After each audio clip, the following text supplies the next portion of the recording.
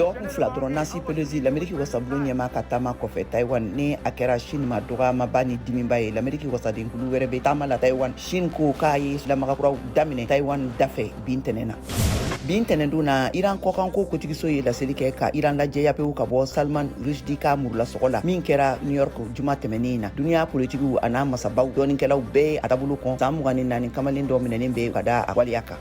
FBI ani l'Amérique lakana kotigiso ye lakana baarakɛlaw ladɔnya k'a fɔ ko bagabagaliw ba wulilen de bɛ nin waati na ka da sɛgɛsɛgɛli baara minnu kɛra Donald Trump ka so ka Floride mara la dɔgɔkun tɛmɛnen na.